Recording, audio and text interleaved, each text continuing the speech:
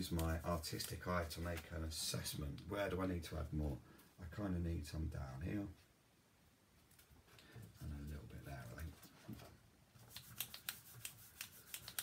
Doing good.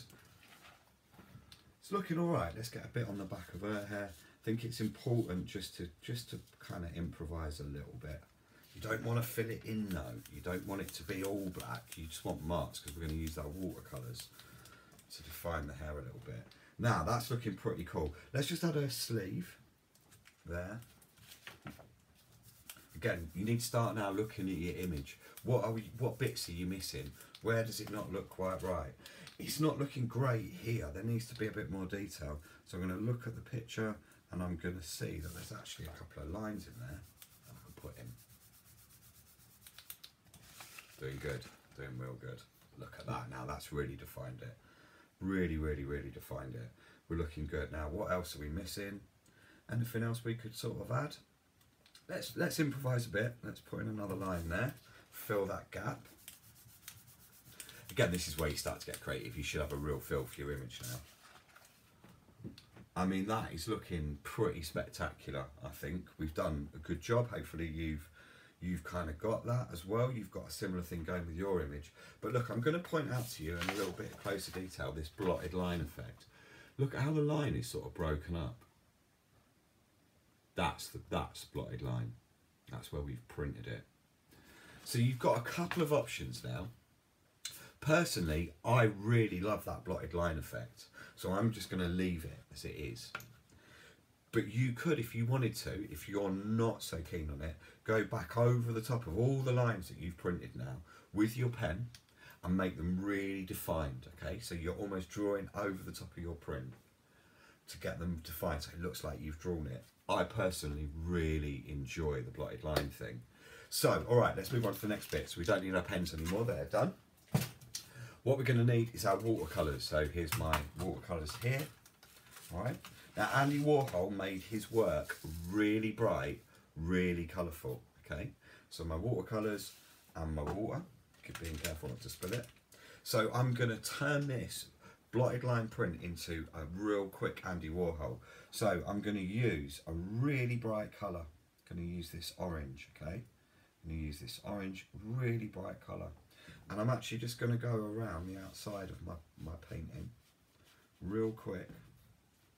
And just get it sort of blocked in, looking a little bit mad. Trying to be as neat as I can. A bit more water, a bit more paint. So I want to just quickly pick out. Now I'm using a wash brush, so a brush that does large areas. If you haven't got one of those, it's fine, just take your time. The nice thing about blotted line printing is because it's so kind of crazy, because it's so strange, you don't really need to be super neat. So again, I'm going to start down here. I'm just going to wash that up, cut in around her hair. I'm just going to smudge that paint, just bring that paint all around. And what we've done already is we've made it kind of interesting, just because it's all white on that orange, which is pretty cool. So let's just smear some more paint in around here, get that looking right. Now you could be really super detailed with this. You could add another colour in behind them if you wanted.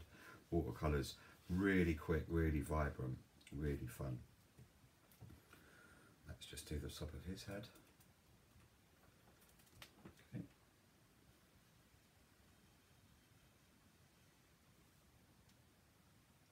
Sure, nice and tight to the line. Now, a nice trick is just be consistent with your brush marks. So I'm just going to send all of mine from the top in an upwards direction.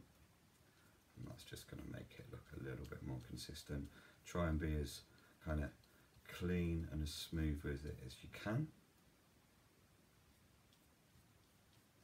I'm doing this super quick for you. Got 5 minutes to get this done. You might want to take a little bit more time working your background. You can even work right to the edge of the page, but I'm just going to do it like this, just for speed and ease. But you know, you can use your artistic eye to get that right. So look, there we go. We've separated them from the background. Let's get a little bit more around the embrace. I'm just going to send that down, looking sharp. Okay. All right. Okay, so give my brush a quick clean. So Andy Warhol used loads of mad colours. He kind of changed people's images. You might be aware of the Marilyn Monroe portrait that he did, where he did several of them, and she was just multicoloured. It was not real to life, and that is fantastic. That's what we're going to try and do today. So I'm going to change some stuff. So rather than give her blonde hair, I think we'll use something a little bit weird. Let's give her green hair. So we're going to use some green hair. Now we don't want too much of the water, too much of the paint on there. We want it quite watery. All right, so I'm adding quite a bit of water.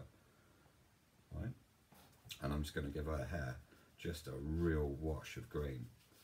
Now, as you can see, my black has dried, so my watercolours are just going straight over the top of them, which is great. Let's get a bit more paint on there. Got to remember where her hairline is though. Don't want to get on her face. She doesn't want to have a green face. And I'm just working that right in. I mean, you can, if you choose to, be a little bit more realistic with your colours. It really doesn't matter. The one thing I love about art is there is no rules. But I think she looks great with kind of green hair, and that's pretty cool. Now let's give him something really dramatic. So let's give him sort of like a blue hair. So I'm getting a good bit of blue on there, and I give him sort of a crazy amount of blue. And as you can see, the watercolour just goes straight over the black, but you still get that definition of the black. Now look at that. It's already looking pretty interesting. Keep inside the hairline. Concentrate when you're doing it, don't go too wild. Okay, it's looking pretty cool there. So let's give her a dress. Now let's try and think about what colours, but with really vibrant colours here. So I'm going to go yellow. Let's go yellow. Let's give her a super yellow dress. Get a good bit of water on the watercolour. Cut him right in, neat and nice, inside the fingers area. If you overlap the line, it's cool. There's something about that. Remember that she's sort of got a sleeveless dress though, so we kind of want to keep remembering our image. What's nice is we've got our image on the other side, so we can work with that. And look, there's a little bit of a dress showing there, so I'm being super careful to get that on. All right, let's give his suit and tie and shirt a colour. I think we'll leave his shirt white. I think let's be conventional, but let's give his suit, look, what about this really dark colour? It's like purple. Might be pretty cool. So let's get that on. Now I've spotted that it goes right up in here. I'm referring to my image. I'm going to leave a little bit for his tie. Okay, right in, neat as I can. Something quite nice about a little bit of the white markings left though, in between the lines, or blurring. Andy Warhol definitely blurred some of his colours together. Remember, don't let the paint get too watery. You want a bit of colour on there. I'm going to show you a great trick in a minute. And the last thing we're going to do once we've done this is we are going to do his tie. Let's get a little bit more water on that.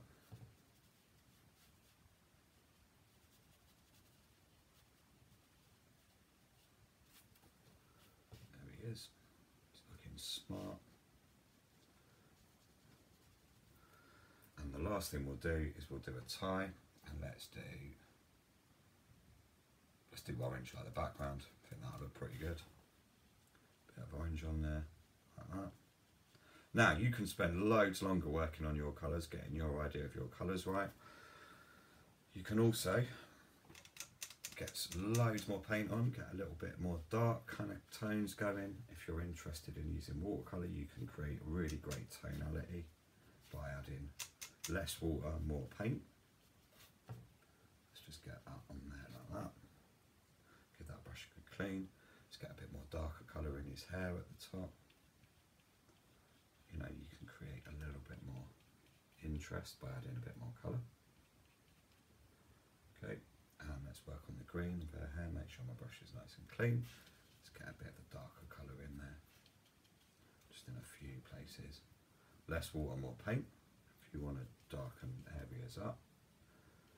And then you get a nice kind of build up of colour in certain areas. Okay, so look, there is our pretty simple Andy Warhol print. I'll hold it up to the camera so you can see a little bit more.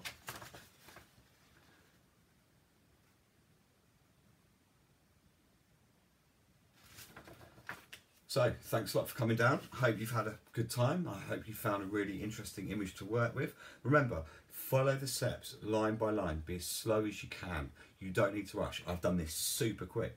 The more time you take, the better result you will get. But that is blotted line printing, like Andy Warhol.